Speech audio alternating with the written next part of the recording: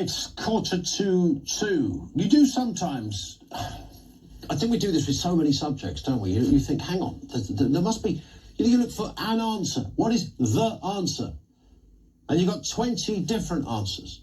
So yesterday we had Blue on Blue with Braverman, the Home Secretary, who's about as useful as a chocolate teapot, as the phrase goes. You had Tim Loughton, Conservative MP.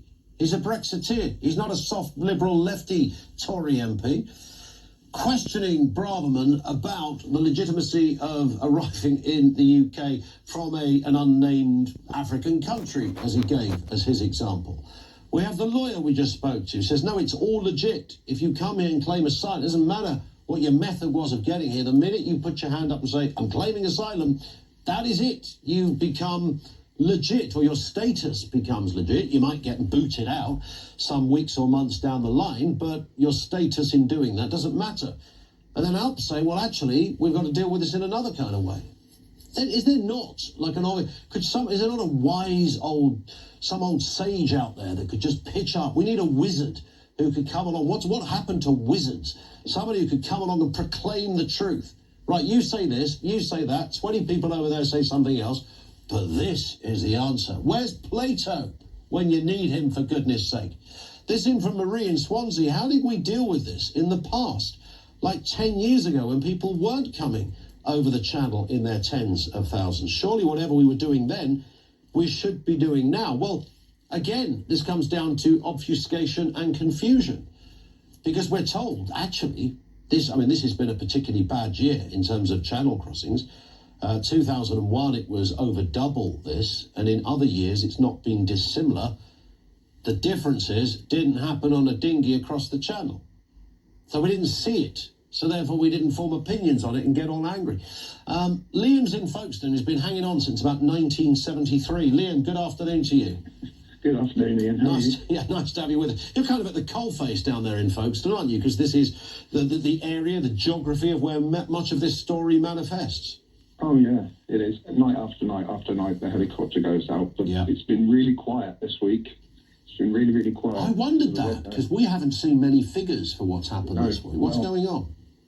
Well, I tell you, I've got it on good authority. There's between 7,000 and 11,000 currently in Calais waiting to pitch up. By the end of the weekend, we'll have over 2,000. Wow. So is there a reason for, because we seem to see these peaks at weekends, right?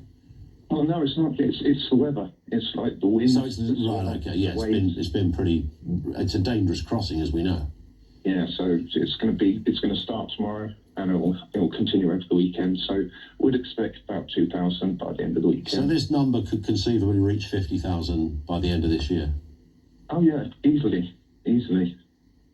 But what I was calling to say is, Braverman, this doesn't surprise me. It's quite like what we knew this, because when Braverman handed in her resignation letter in October, and when she stuck her boot into Truss, she said in that resignation letter she had concern of the way the direction is going, with broken key pledges such as commitment to reducing overall migration numbers and stopping illegal migration. So this shouldn't come as a shock to anyone. But the fact is, she's been handed poison chalice by Pretty Useless. So, I think that the way that this could be stopped is that you have to cut the head off at the source. Yeah. The boats. Who is supplying the boats? Right. The majority, it's Albanian drug lords, kingpins, godfathers. Now, what kind of gets me, right, which I don't quite understand, is that we've apparently got the best intelligence service in the world. With GCHQ. Yeah, we've all seen the Bond movies. We know this.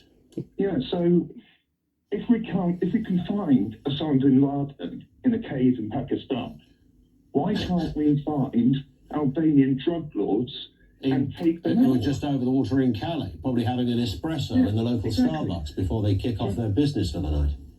That's exactly my point. And also, the second way we can do this and stop this is Macron wants to poke us in the eye for Brexit.